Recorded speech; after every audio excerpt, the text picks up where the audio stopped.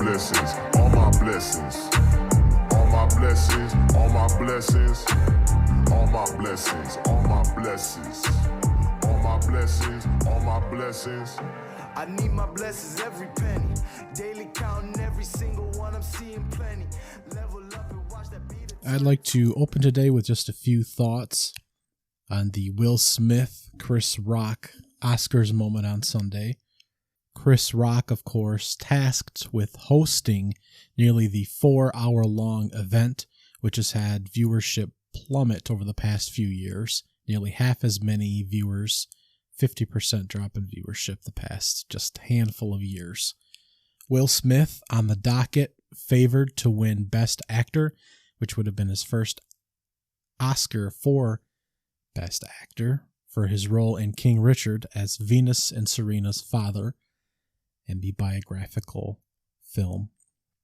And of course, Chris Rock, as he does, roasting the audience, the role set for him as a comedian on this stage.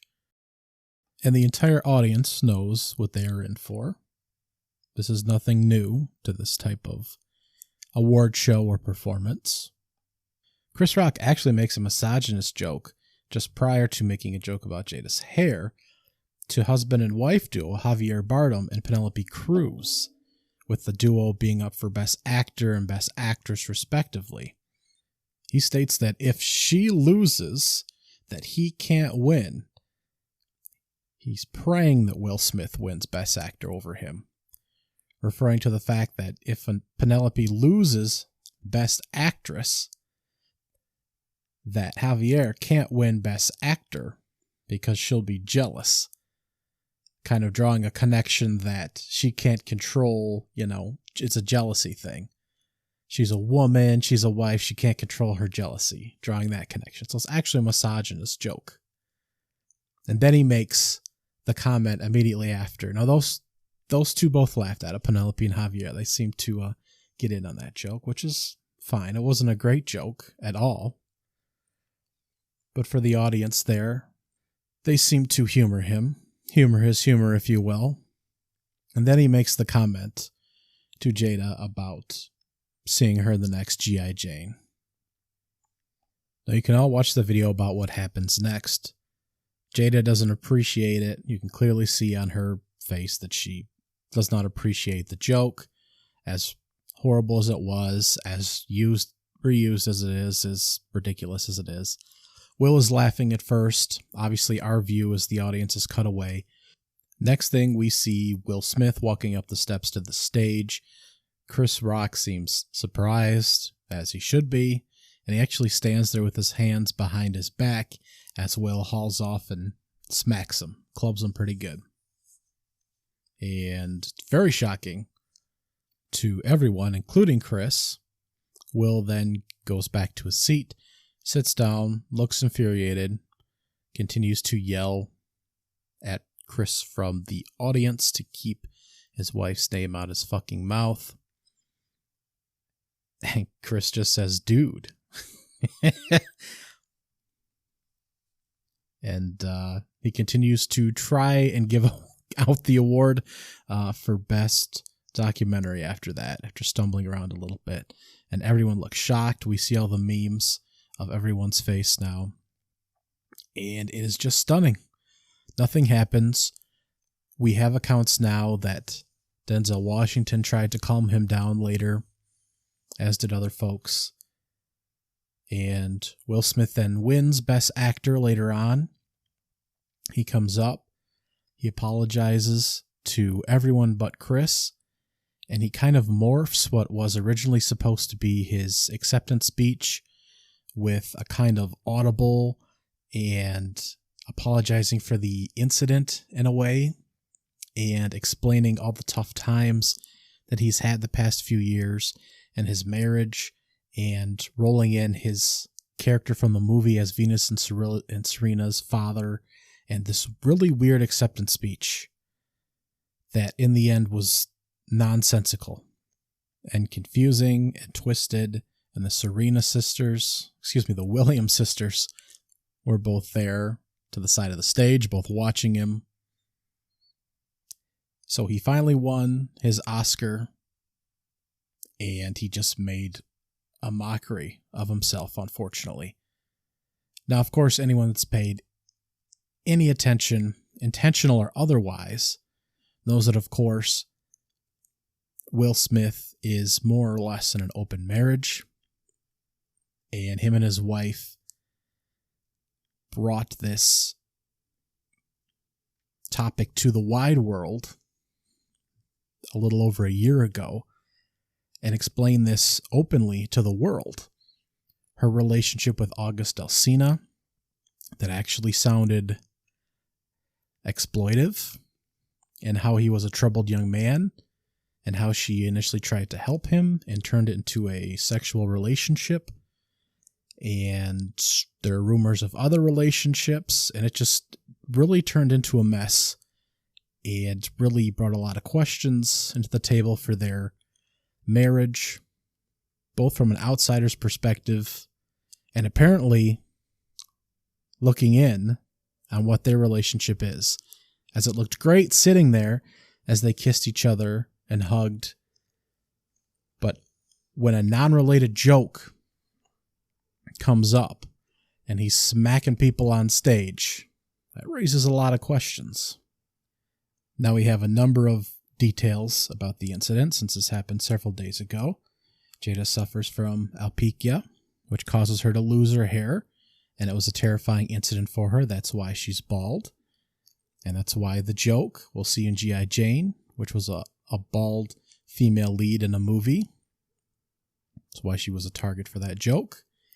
A joke as it was, a very thin joke as it was. Of course, the intermarital jokes have been going around since long after the rumors, and then they brought their relationship to the public spotlight, then made it more confusing as they gave more details on the Red Table Talk show, which is hosted by Jada and her daughter Willow, but will always be remembered for these intense conversations between Will and Jada about their marriage and all these extramarital relations and these intense conversations. And of course that was a topic for conversation. And it's unfortunate, but now it's being acted out against other parties, outside parties, almost, when it should be resolved within the marriage. And that was not covered at all in this Grammys. It was merely a joke. And in Will Smith's speech, his acceptance speech, talking about having to fight against outside forces and mentioning having to fight against ridicule the past couple years, that's what he was referring to. And we know that now, of course. But that's what that whole night was about, and it's all overshadowed by the slap. And that's how this Oscars will be remembered, for those that remember it at all, not the Best Actor award that Will Smith finally received as one of the most likable folks in Hollywood. But it'll be the Oscar where he slapped the shit out of Chris Rock over a relatively harmless comment, harmless joke that everyone subjects themselves to when they go there, and especially sit in the front row. And it will be completely overshadowed by that and kind of changes the view I have, and I think folks in general have, on Will Smith. Now, it was also reported that his agent talked to him in between the slap and receiving the award about kind of editing his speech. And that's why it ended up kind of convoluted. And he quoted Denzel Washington as stating that when you're at your highest point, that's when the devil comes for you. And that's not verbatim what he said, but pretty close. Well, the only devil that's there is the one that himself and Jada invited in. And that was the strange, twisted marriage issue. Not twisted, they have the right to do what they want, but when they invited everyone else into bed with them, so to speak, to give their opinions, and then allowed that to shape their thoughts, That's the devil. They let that in. That was no one else's outside, impact. They chose to let that impact them, to the point where then making a harmless comment, relatively, caused him to then walk up on stage and slap somebody. Hit somebody, really. Not closed fist, but walloped him. Jim Carrey weighed in on one of the most meaningful opinions on CBS Mornings, and he stated that the whole incident sickened him, that Hollywood was spineless, that the standing ovation that he still received when receiving the award, Jim wasn't thrilled by that, and that he would have sued Will for $200 million as a number that he threw out because Chris Rock declined to press any charges. And I personally am on the same boat. Would Will Smith have been removed after the incident if he wasn't nominated and favored and known by the Academy to be stepping up to the podium soon to accept his first Oscar as Best Actor? A major, major accomplishment that put him in the likes of Denzel Washington and many, many others. Denzel, of course, a key pillar. He was flashed to many, many times and was referenced in Will's speech. After the Oscars, Will Smith was seen at a club, dancing with his Oscar, singing all the words to Getting Jiggy With It and enjoying himself. He did release an apology on Instagram the following day. A long, lengthy paragraph, multiple paragraphs, run-on paragraphs, if you will, which is all fine and dandy, but I think we need to check on him, see if he's okay, and reevaluate privilege and how we handle some of these violent incidents and mental health. And I think it's just a sad reminder of that. But I hope Will Smith is able to get the help he needs and figure it out.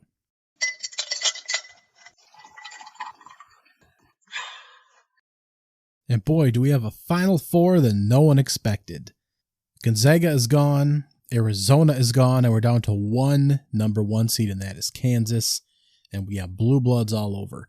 8th seed UNC will be matching up against number 2 seed Duke, although seedings don't much matter anymore. The first time that these two have ever met in the NCAA tournament. And we also have Kansas playing Villanova on the other side to meet in the national championship. How did we get here? Well, in the Sweet 16, number 1 seed Gonzaga in the West dropped out to Arkansas, and their furious defense pressure, although there are a lot of questionable fouls and questionable refereeing along the way that pushed Chet Holmgren right out of the game. He fouled out with plenty of time left. He only played 23 minutes in this game, finished with 11 points and 14 rebounds and a couple blocks in 23 minutes. Drew Timme had 25 points, 7 rebounds, but this team shot 37% from the field, 23% from 3, and the Razorbacks, still not a great shooting performance, which would ultimately end their run against Duke, but they did manage to end the Bulldogs and hold them to 68 points. 74-68 was the final. I do not understand some of the hate that Gonzaga is getting after being pushed out as one of the favorites to win this title. 10 straight years. They've won 28 or more games. They haven't had double-digit losses for 12 years. And they haven't lost, outside of the Sweet 16 in, I think 8 years at this point. So this team continues to run up accolades, run up the wins, and this narrative that they can't beat any good teams is just absurd. I mean, we're looking at a North Carolina team right now that hasn't even beaten the quality schedule that Gonzaga has this year. And we have this crazy tweet going around that St. Peter's has actually beaten more 1, 2, and 3 seeds in the past 20 years than Gonzaga has. But still, in context, the Bulldogs' run for the past 2 decades, matched up against most other schools except maybe the 4 remaining in this exact tournament, is almost unprecedented against any other program. So it is absolutely wild. Some of the ridiculous comments from just casual basketball fans, and I call them casual. There's no real factual, quality opinions put behind these thoughts, these words that Gonzaga is not a quality basketball team and not a quality program. But the Bulldogs' success has been tremendous. They still need a national championship. But their run can't be challenged other than maybe a handful of teams tops that have actually captured national championships and could really stake a claim. Now, Duke knocked off Texas Tech, the 3 seed, in a game that was supposed to be very close, and indeed was very close. Texas Tech led at the half, and Duke really kicked it into another gear. They hadn't shown a lot of urgency at key points in the season, certainly not against North Carolina in Coach K's final home game, certainly not in the ACC tournament, which a lot of teams supposedly may not take as seriously, but was still important at the time for Duke in seeding purposes. They could have possibly pushed for a number 1 seed, although the 2 line, questionable at the time, now seems pretty appropriate. Again, more turnovers than their opponent. They lost that 10-8 against Texas Tech, and they lost the rebounding edge as well. But the young group looks solid. Banchero rolled up 22 points and led all scorers. All 5 scored in the double digits, and they were able to pull away from the Red Raiders late. Duke also managed to just blast Arkansas. They didn't have a whole lot of problems here. They led 45-33 at the half. They're actually outscored in the second half, but won by 9 points, 78-69. Again, Arkansas's offense, a problem all year. 30% from 3, just under 42% from the field. And Duke shot almost 55% from the field, 40% from 3, although they only had 10 attempts.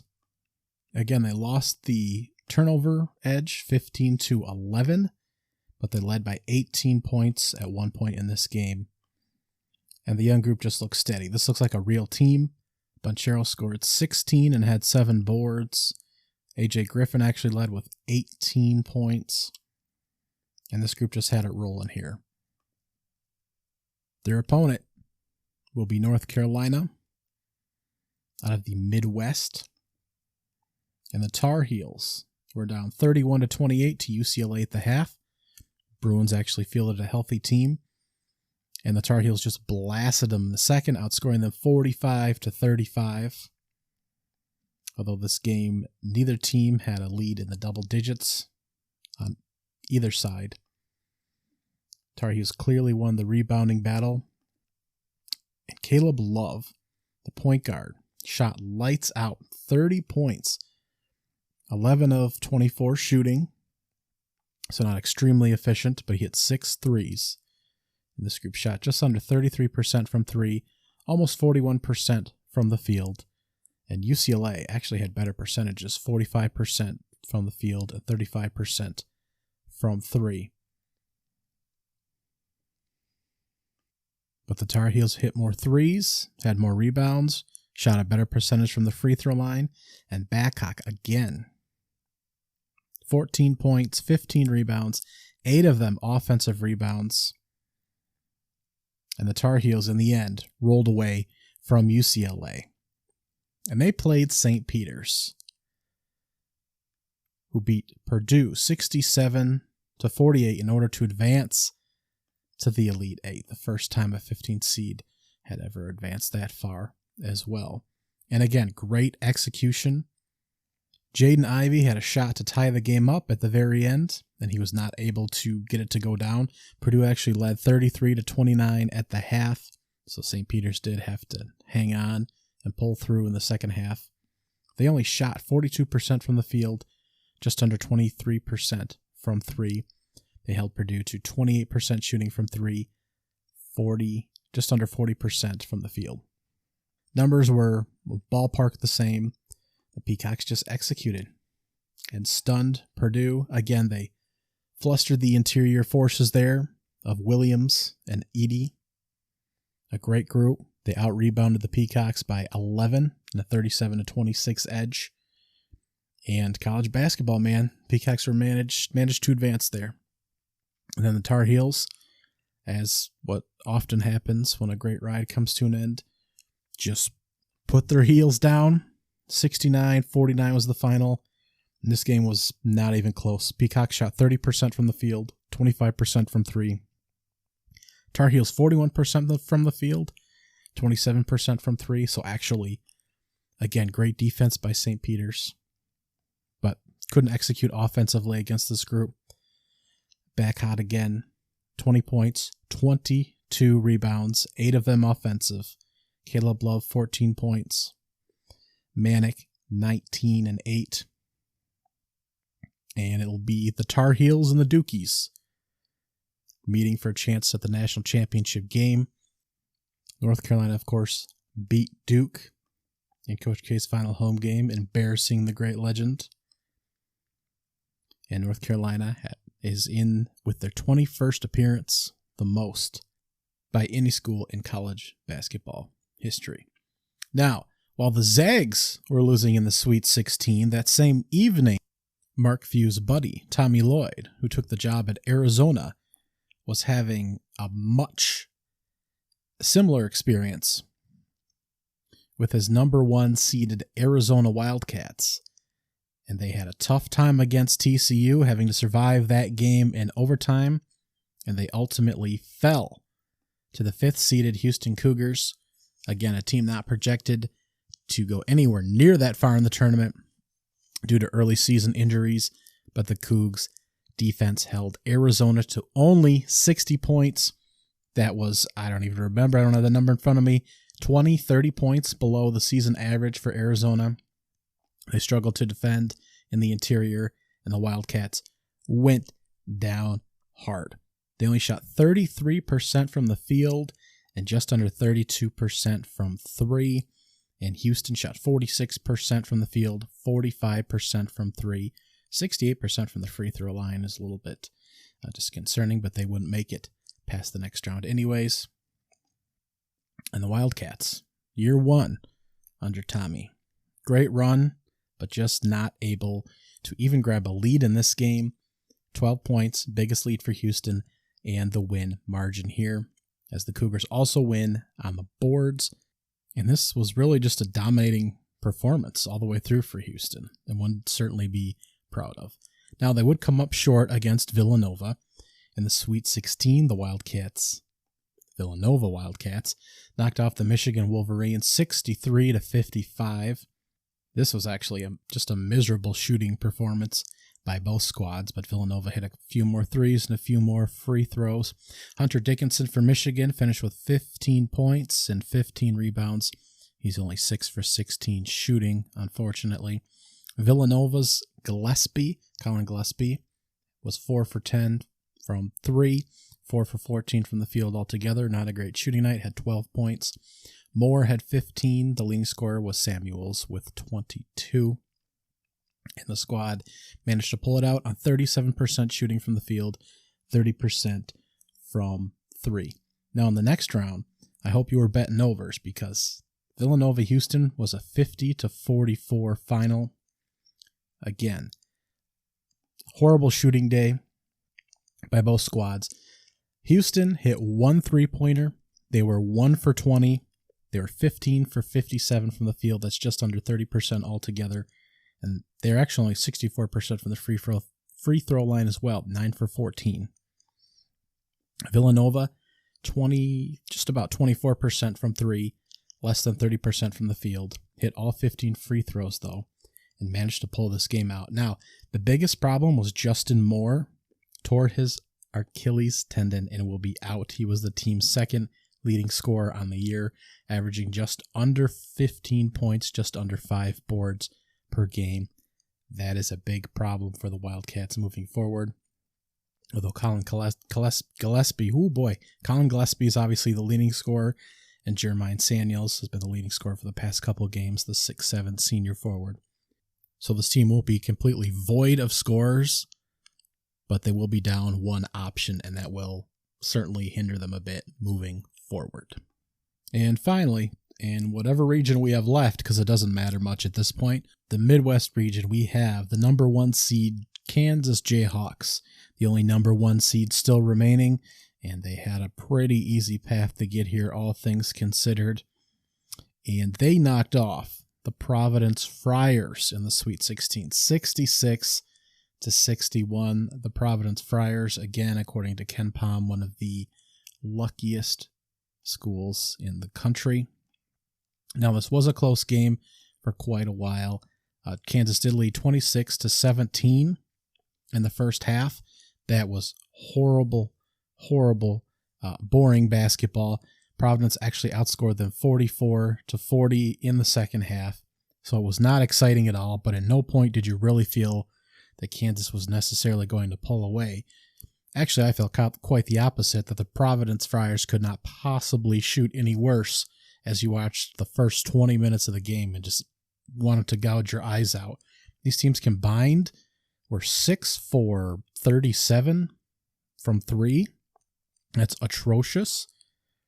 And Kansas shot just under 40% from the field. Providence just under 34%. Even the free throw numbers, 68%, 71%.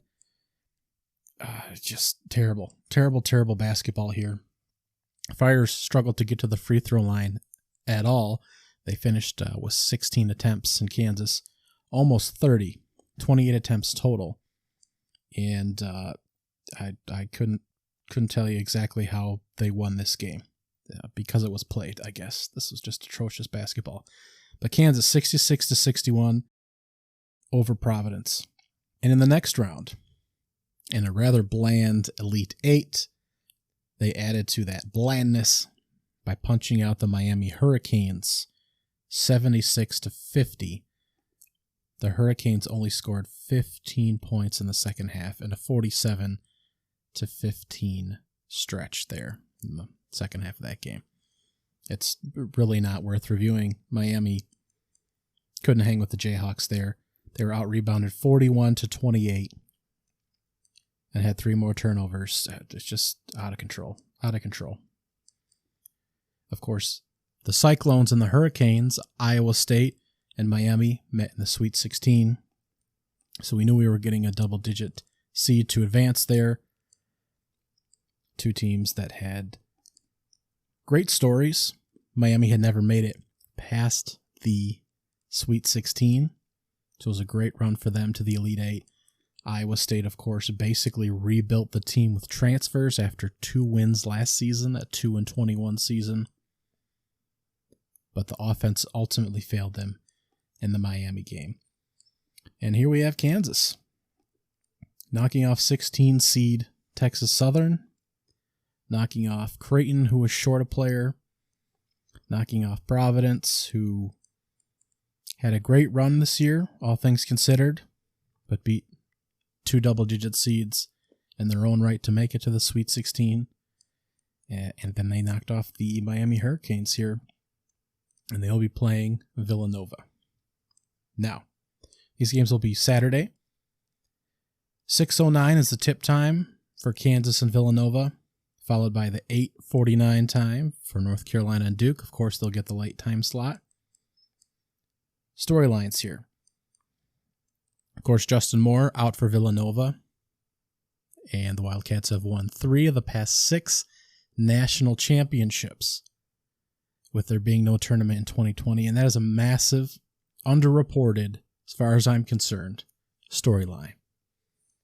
Jay Wright has to be, and there are many great coaches, even the small school coaches that are not recognized, coaches that aren't wearing national championship rings, that are making great headway at small schools in terms of on-the-field performance and recruiting and winning conference tournaments and making the NCAA tournament or even making the NIT. You see St. Peter's this season. Shaheen Holloway has officially been hired as Seton Hall's next coach. That is now official. It's possible that he might be one of the best coaches in the country next season. And we like to attribute that to championships. But sometimes you have to attribute that to performance relative to expectation based on school, based on talent around you, what you're able to bring in, what you're able to cultivate, based on circumstance. But even in saying that, Jay Wright will have a shot to go for 3 out of 6. And that is crazy. But standing in his way here is a Kansas squad that has less hardware than you may think. Yes, they've won the Big 12 16 times under Bill Self, who's been there 17 years. They've been to the Final Four 16 times altogether, but only 4 times in 17 years under Bill Self. 2008, 2012, 2018, and 2022. And he only won 1 national championship that 2008 year. Previous championships in 1988, 1952, and they claimed championships in 1922 and 1923. So 5 altogether, the last being 14 years ago. So although Kentucky is a blue blood, claims lots of Final Fours, lots of NBA players, lots of Big 12 success, you can see how Jay Wright and Villanova have a chance to really jump them, I think, in the national conversation of elite programs.